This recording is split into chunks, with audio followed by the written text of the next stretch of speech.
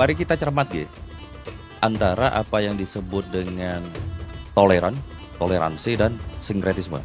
Itu dua hal berbeda, ya.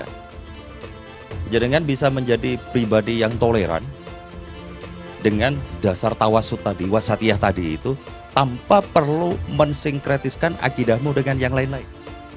Jadi orang toleran itu bukan sinkretis.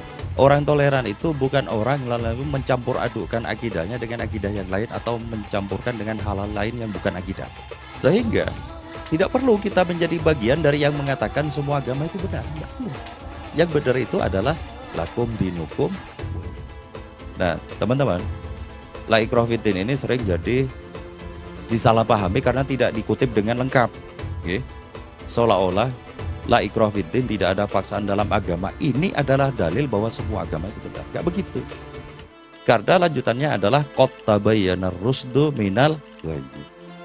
Sayyidah Zainab ini saking rajinnya, istimewanya dalam ibadah sholat sunnah ini. Beliau itu pernah memasang tali di masjid. Tali nawa, ya tali. Nggo cekelan. Karena khawatir terjatuh saking capeknya, saking ngantuknya.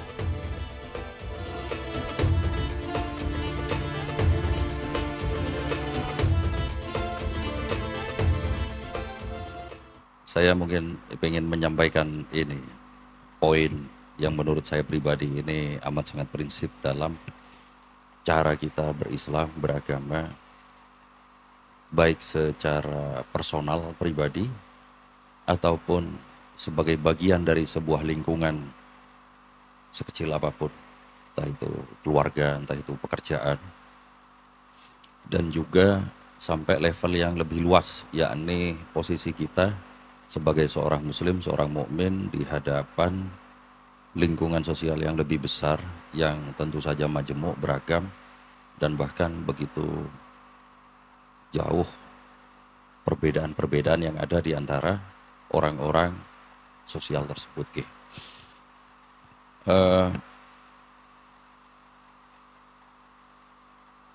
Salah satu barokah yang dikaruniakan Allah Ta'ala kepada kita pada agama ini adalah agama ini Islam ini diberi sifat mulia, yakni dengan sifat moderatnya, tawasud, wasatiyah. Ini adalah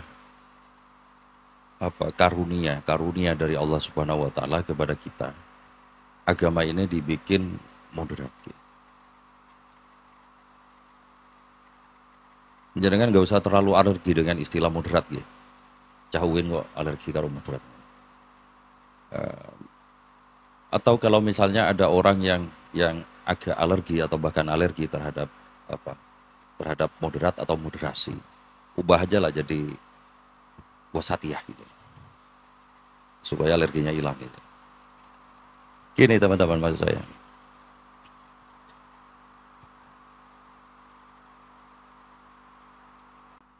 sifat wasatiyah itu merupakan fitrah manusia.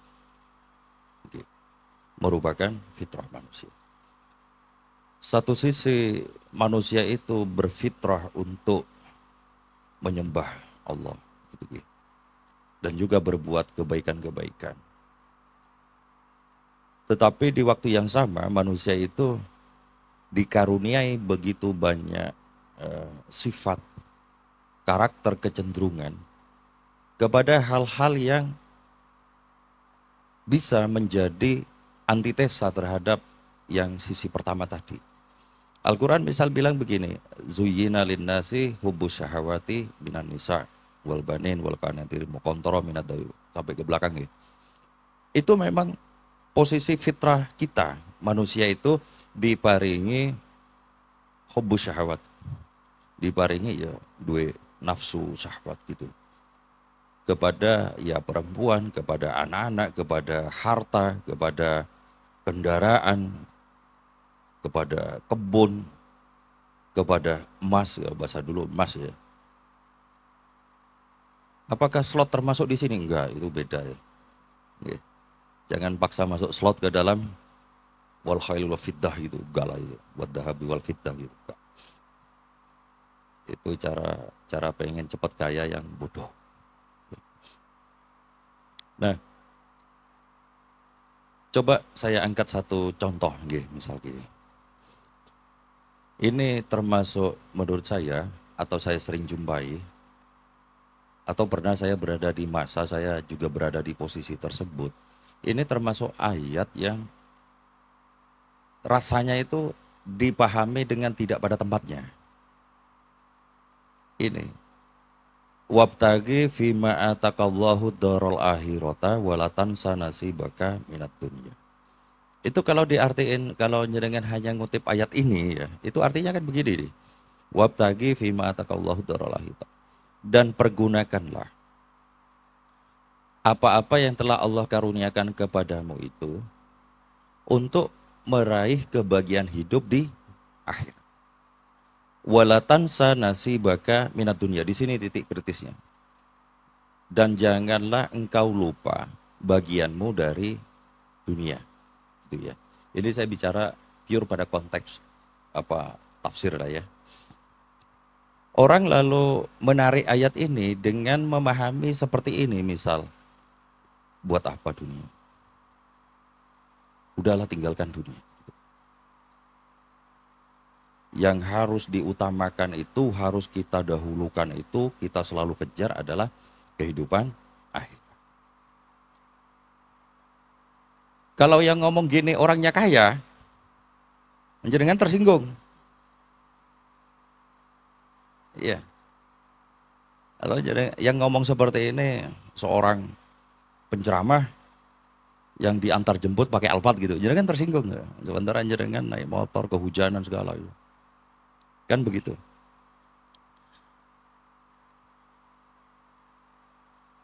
Benarkah seperti itu? Saya menemukan di tafsir itu, ayat ini memiliki beberapa konteks yang itu juga harus dipahami sekaligus supaya cara kita mendudukkan ayat ini tidak ekstrim begitu gitu loh. Lalu jenengan mengatakan buat apa dunia? Udahlah tinggal buat apa dunia gitu ya. Yang pertama, ayat ini asbabun nuzulnya itu tentang Qarun. Ya, tentang Qarun. Qarun itu yang kaya raya banget, luar biasa begitu. Sampai gambaran kayanya itu kunci gudang hartanya itu harus dimuat unta. Dan untanya banyak betul. Itu tanda apa? Gambaran kekayaannya Qarun. Jadi bukan uangnya yang dibawa itu, tapi itu kuncinya aja gitu. Saking banyaknya gitu ya. Wa qala lahu wa id qala lahu qaumuhu la tafrah innallaha la yuhibbul farihin. Ini ayatnya. Lalu sebagian orang dari orang-orang di lingkungan Qarun itu, mereka orang-orang yang soleh itu berkata kepada Qarun, la tafrah, janganlah engkau menyombongkan diri. Sesungguhnya Allah tidak suka kepada orang-orang yang menyombongkan diri. Kenapa mereka berkata begitu? Karena Qarun itu dengan kekayaan itu lalu menyombongkan diri dengan kesombongan yang dahsyat. Gitu ya. Dengan kesombongan yang dahsyat. Jadi mereka mengatakan begitu, jangan sombong wahai Qarun. Ini satu. Lalu baru yang kedua itu masuk ungkapan tadi itu. Wabtagi fima atakallahu dahrul akhirata. Walatan sanasibaka minat dunia. Coba jangan bayangin. Yang diomongin ini adalah orang yang kaya raya luar biasa. Ya, diingetin sama seorang soleh, orang-orang alim soleh itu, jangan engkau menyombongkan diri. Pergunakanlah segala apa yang telah Allah karuniakan kepadamu, hartamu yang berlimpah itu, untuk persiapan kehidupan akhiratmu. Lalu diteruskan, oke, jangan lupakan bagianmu dari dunia. Yang diomongi orang kaya. Paham maksudnya gak? Ini ada orang kaya, katakanlah dia nunjukin saldo, punya saldo 500 juta. Ya. Lalu ada temennya ngomong, ya sudah nikmati sajalah, jangan lupakan dunia. Tapi akhiratmu gatek bener-bener ya. Kan begitu? Coba bandingin ini dengan temanmu punya Kiki misalnya, Kiki sering nunjukin saldo ke saya itu. Saldonya 80.000. Nah omongan tadi itu lalu menjadi ambiar kan. Gitu kan. Jangan lupa bagianmu dari dunia. Opo bagian opo belum boleh ibu kok. Paham ya maksudnya G? Nah yang berikutnya, orang-orang yang alim itu masih melanjutkan nasihatnya. Wa ahsin kama ahsanallahu ilaika. Nggih. Wala tabgil fasada fil ardi. Jangan berbuat kerusakan di muka bumi. Allah itu tidak suka orang-orang yang berbuat kerusakan. Maksudnya dengan kekayaannya Korun yang luar biasa itu jangan dipergunakan untuk berbuat kerusakan. Itu maksudnya. Termasuk fenomena pinpri belakangan itu kan merusak itu. Ya slot juga merusak itu. Para ahli slot itu ya ahli fasad itu. Fasad li nafsih wali ghairi itu. Nggih, koncone diutangi njut ra disaur kan ngoten nggih. Nggih mboten? Oh, nggih. Gitu ya. Jadi konteksnya itu jelas ya seperti ini ya. Sehingga gini, kalau ada temanmu yang kerja keras nih ya, kerja keras sih. Kerja keras itu. Itu nggak relate ketika kamu mengatakan gini, ingat ayat ini wabtagi fima karena temanmu bukan korun.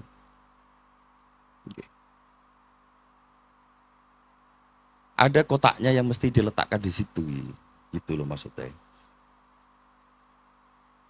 Nah, lalu terakhir korun itu kan merespon dengan begini, qala innama utituhu ala ilmin indi. Wah, aku ini mendapatkan kekayaanku itu karena ilmuku, gitu. Karena kehebatanku, kira-kira begitu kata Korun. Nah, gambaran Korun seperti ini. Adapun kulo, adapun panjenengan kan enggak Korun kan gitu. Iya toh? Kan enggak Korun. Non sewu, jenengan lagi punya duit kan tetap Jumatan nggih. Eman nasi Jumatan. Lumayan selamat 20.000 ya. Nggih mboten? Apalagi nek enggak ada duit kan begitu. Kok dihitopi, didoktrin supaya tinggalkan apa? Udahlah nggak usah gitu. Padahal yang diomongin itu bukan korun. Maksudnya pada konteks punya duit aja enggak gitu loh. Kan begini misal, ke anak-anak muda yang baru kuliah itu. Kan ya biasalah anak-anak muda itu kritis begitu tak. Nek guyonane kan keten. Saya cah-nom begitu gitu. Lalu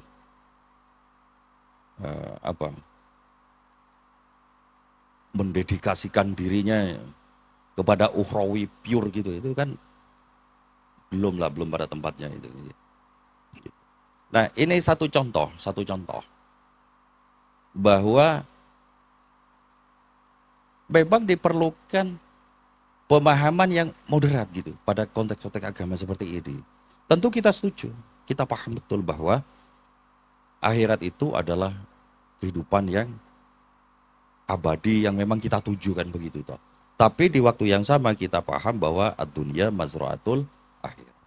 Dunia ini adalah persiapan untuk menuju akhirat kan begitu. Sehingga diperlukan sikap moderat gitu. Kalau di Al-Quran itu surat Al-Jum'at kan dibilang begini. Wa idza qudiyatis shalah fantasyu. Jika engkau telah rampung sholat, yo ke sana lagi, pergi lagi kan begitu. Silakan berjuang lagi, berusaha lagi dan sebagainya. Tapi jangan sampai lalu perjuangannya itu lalu menyebabkanmu tidak Jumatan kan begitu. Gitu ya maksudnya. Ini peparing dari Allah Ta'ala kepada kita diberi pola sifat beragama yang menyenangkan seperti ini. Kamu misalnya suka bekerja keras, suka ngumpulin harta. Oh iya, biasalah itu kan. Zuyina linnasi hubus syahwat tadi toh. Tapi agama kita juga mengingatkan bahwa hartamu itu hendaknya dijadiin bekal untuk kehidupan akhirat kan begitu. Jangan berbuat kerusakan di muka bumi kan begitu. Ini contoh sifat moderasi, sifat tawassud dari agama ini kan begitu. Nah, Saya pengen memberi contoh lain. Misalnya eh, apa di eranya Kanjeng Nabi itu ya, Kanjeng Nabi Shallallahu Alaihi Wasallam itu ada beberapa peristiwa yang memperlihatkan bahwa Kanjeng Nabi itu mendidik orang-orang di sekitarnya, baik itu sahabat yang masyhur kita kenal ataupun tidak ya. Itu supaya diantaranya itu menjalankan agama ini dengan prinsip-prinsip moderasi tadi itu. Contoh misal, masyhur disebutkan salah satu putri beliau yakni Sayyidah Zainab nggih, Sayyidah Zainab. Zainab niki napa? Istrine Abul As bin Rabi. Sayyidah Zainab niki saking rajinnya, istimewanya dalam ibadah sholat niku, sholat sunnah niku. Beliau itu pernah memasang tali di masjid. Tali, nopo? Ya tali gitu ya. Nggo cekelan. Karena khawatir terjatuh saking capeknya, saking ngantuknya. Ya.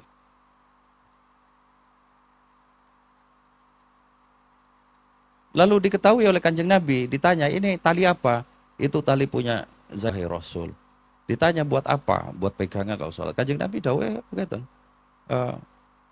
Lepaskan tali ini. Kalau capek istirahat atau kalau capek tidur.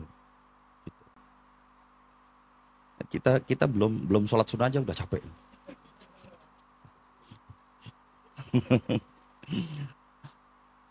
Membayangkan berdiri wudhu aja udah capek. Padahal belum ya. Gitu.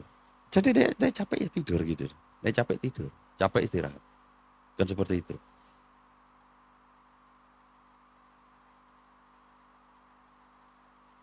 Ada lagi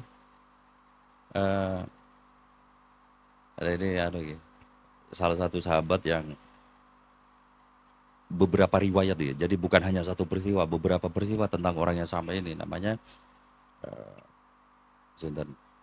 Abdullah bin Amr. Abdullah bin Amr bin As, putrane Amr bin As. Gitu ya. Putrane Amr bin As. Beliau ini dari mudanya itu memang ahli ibadah. Luar biasa. Luar biasa ibadahnya itu.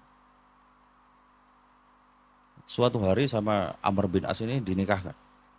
Ya, sama bapaknya itu dinikahkan.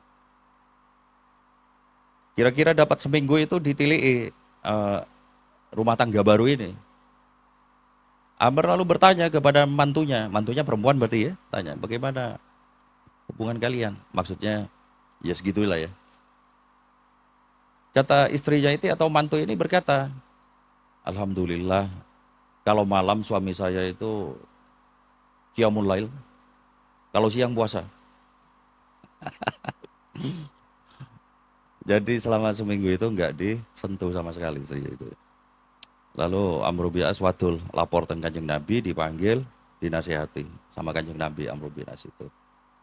Putra ini nggih Abdullah bin Amr bin As itu berkata, aku kalau malam juga sholat malam dan juga tidur. Dan aku juga menikah. Kalau siang aku puasa juga berbuka gitu.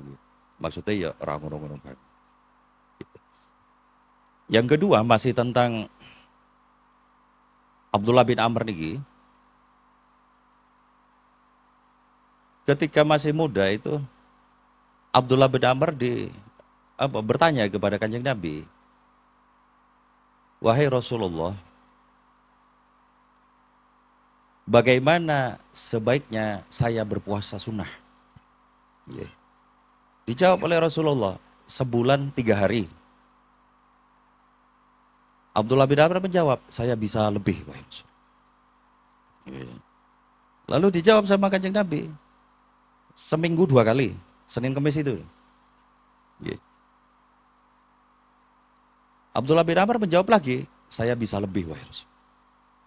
Kalau begitu puasalah seperti puasanya Nabi Daud. Yakni sehari puasa, sehari buka.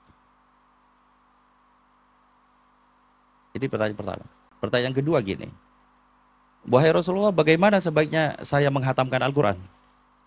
Dijawab oleh Kanjeng Nabi, sebulan sekali. Jawab lagi, wong cah rajin. Saya bisa lebih, wahai Rasul.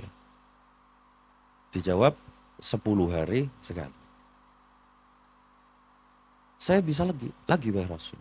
Lalu dijawab, ada yang meriwayatkan 7 hari, ada yang 3 hari. Nah, kelak ketika Abdullah bin Amr niki sepuh, iku getun. Karena semakin sepuh merasa semakin berat untuk berpuasa sehari sekali. Puasa Daud itu lalu berat.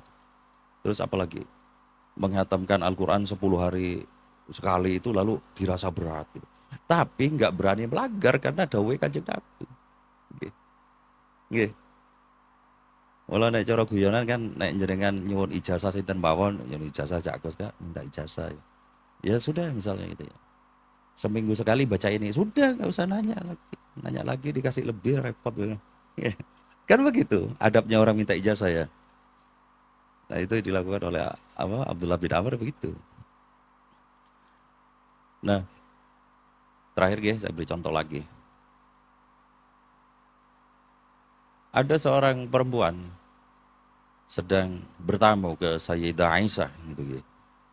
Di saat seperti ini Kanjeng Nabi datang ke rumah ke tempatnya Sayyidah Aisyah dan bertanya, siapa dia wahai Aisyah? Jawabannya Sayyidah Aisyah itu begini. Hiya fulana tadkuru bi sholatih.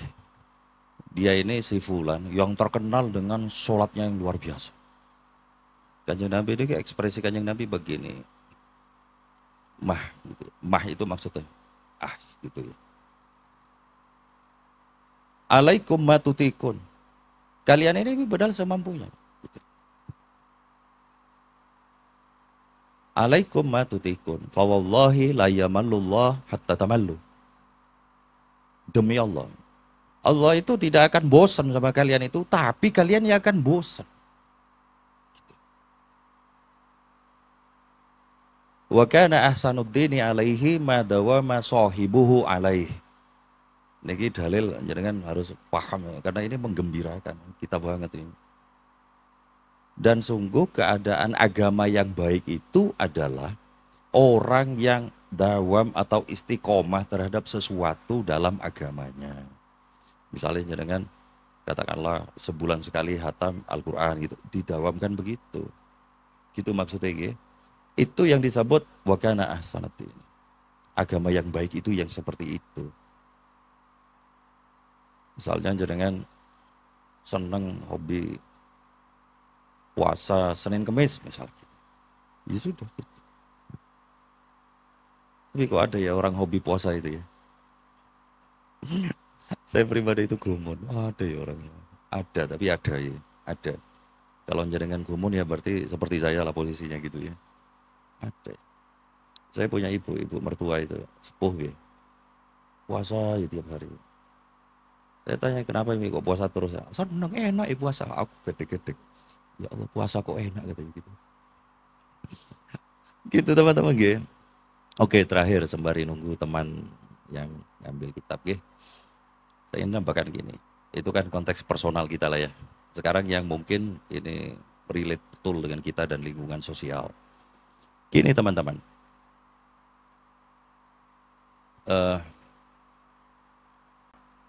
Mari kita cermat G, antara apa yang disebut dengan toleransi dan sinkretisme. Itu dua hal berbeda. Ya. Jangan bisa menjadi pribadi yang toleran dengan dasar tawasud tadi, wasatiyah tadi itu, tanpa perlu mensinkretiskan akidahmu dengan yang lain-lain. Paham G maksudnya? Jadi orang toleran itu bukan sinkretis. Orang toleran itu bukan orang yang lalu mencampur adukkan akidahnya dengan akidah yang lain atau mencampurkan dengan hal-hal lain yang bukan akidah. Oke. Sehingga tidak perlu kita menjadi bagian dari yang mengatakan semua agama itu benar, enggak perlu. Yang benar itu adalah lakum dinukum waliyadin. Itu. Kita juga tidak perlu lalu mengatakan kepada orang lain bahwa kamu harus ikut aku. Enggak. Tidak harus begitu. Karena pada pokoknya, ya, akidah itu mesti nafsi-nafsi. Ya, akidah itu nafsi-nafsi. Saya meyakini agama saya itu secara akidah itu adalah yang benar, ya sudah. Mungkin penganut agama lain juga berada di posisi yang seperti itu, gitu kan. Nah, perbedaan-perbedaan ini kan tetap bisa kita lalu duduk sejajar, kumpul bareng, berteman bareng, tanpa perlu lalu mengatakan semua benar. Buat apa ngomong seperti itu? Tidak ada itu semua benar. Kan begitu, ya? Jenengan kan juga tidak perlu lalu menjadi musuh kepada orang lain, gitu kan? Hanya karena ini berbeda. Kan begitu. Maka yang berlaku teman-teman pada titik ini itu adalah satu sisi adalah lakum dinukum waliyadin, sisi lain memang adalah la ikraha fiddin, udah selesai gitu. Selesai, tidak perlu dilebih-lebihkan, tidak perlu dikurang-kurangi, begitu. Nah, saya ingin menambahkan ini. Yai Afif Muhajir itu menyampaikan kaidah yang sangat bagus. Al-Islamu bainal hamasah was samah. Berislam itu adalah antara gairah kepada agama itu sendiri dan sekaligus toleransi. Okay. Toleransi. Jadi kepada akidah kita perlu untuk meyakini dengan hak bahwa ini adalah yang benar. Tapi di waktu yang sama, kita juga harus membuka ruang toleransi yang luas kepada pihak-pihak lain, sehingga kita bisa duduk sejajar, gitu, tanpa perlu campur aduk. Okay. Karena itu teman-teman, jadi kan tidak perlu lalu ikut-ikutan, misalnya nyepi, supaya disebut toleran. Sebagaimana teman-teman agama lain tidak perlu ikut-ikutan puasa Ramadan supaya disebut toleran. Enggak perlu, sendiri-sendiri aja. Pada konteks ini, konteks akidah, konteks ritual, itu sudah sendiri-sendiri aja, kayak gitu. Tapi jadi kan juga tidak perlu berlebihan, misalnya saya tidak mau kos kalau di sebelah kamar saya di rumah ini ada yang non misal gitu. Itu golek opo? Golek opo? Kan enggak begitu. Kan banyak riwayat dari Kanjeng Nabi bisa bekerja sama dengan orang-orang yang dari Yahudi terutama gitu. Kanjeng Nabi ketika kapundhut gitu, meninggalkan pinjaman kepada seorang Yahudi. Artinya kan Kanjeng Nabi bekerja sama dengan orang Yahudi. Nah, ada satu riwayat begini, bahwa lakum dinukum waliyadin itu ada orang Yahudi, dia ini orang yang kurang mampu. Dia mendatangi Kanjeng Nabi dalam rangka cari ujroh, ya cari ceperan lah kira-kira begitu. Dia menawarkan kepada Kanjeng Nabi untuk memerah untanya Kanjeng Nabi. Kanjeng Nabi mempersilahkan. Artinya kan tangan orang ini nggak haram untuk memerah toh. Ya kan? Kan boleh silahkan. Nah, selesai memerah ini, Kanjeng Nabi meminum susu unta yang diperahkan itu, Kanjeng Nabi mendoakan orang Yahudi ini. Tapi doanya begini,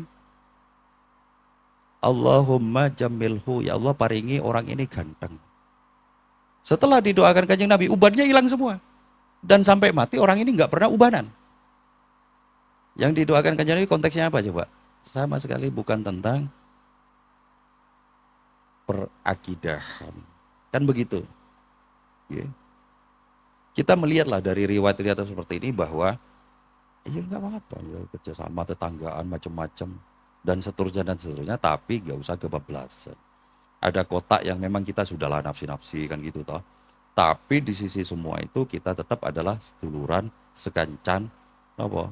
Bisa berteman dan seterusnya gitu ya maksudnya gitu loh mas. Maka wajar bener lah kalau Pak Yai Afif Muhajir tadi mengistilahkan dengan ungkapan seperti itu, orang beragama Islam itu ya memang harus punya gairah kepada agamanya gitu kan. Menurut saya Pak Quraish Shihab juga menyatakan di tafsirnya itu, kalau orang mengatakan semua agama itu sama, itu lalu titik girohnya itu di mana?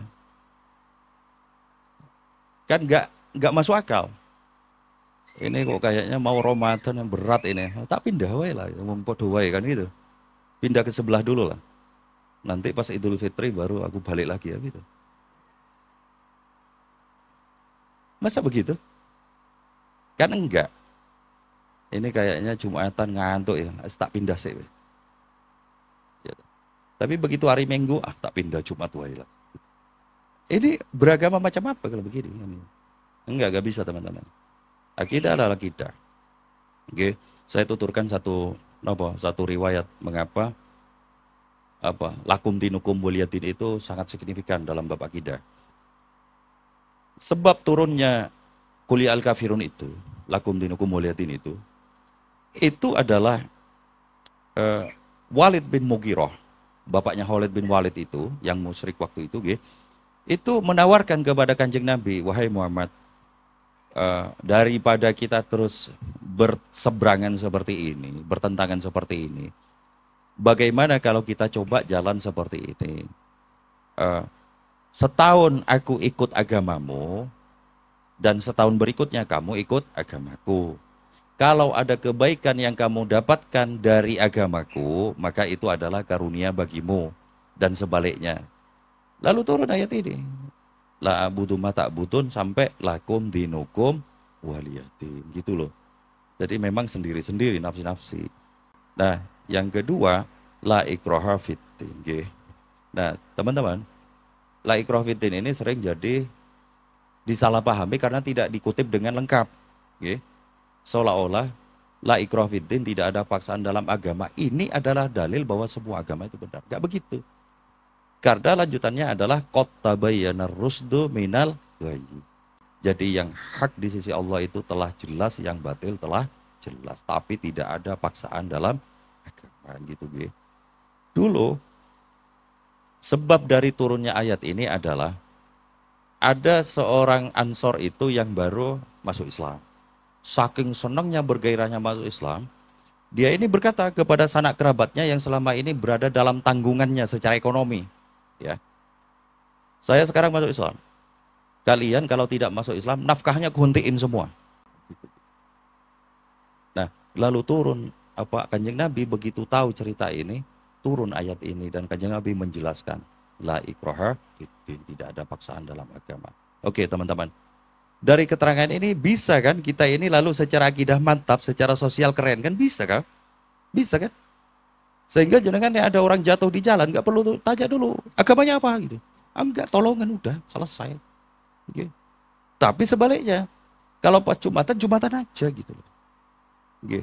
Pas Ramadan, Ramadan aja gitu. Pas sholawat, sholawat aja gitu. Nggak perlu nyampur aduin seperti itu. Okay. Bab akidah, bab ubudiyah itu adalah nafsu-nafsu. Adapun bab akhlak sosial itu adalah mari yang terbaik kepada semua mereka. Kenapa nggih? Nggih. Teman-teman, ini saya kira yang bisa saya sampaikan. Matur nuwun, semoga manfaat buat diri saya dan panjenengan semua. Walafu minkum. Wassalamualaikum warahmatullahi wabarakatuh.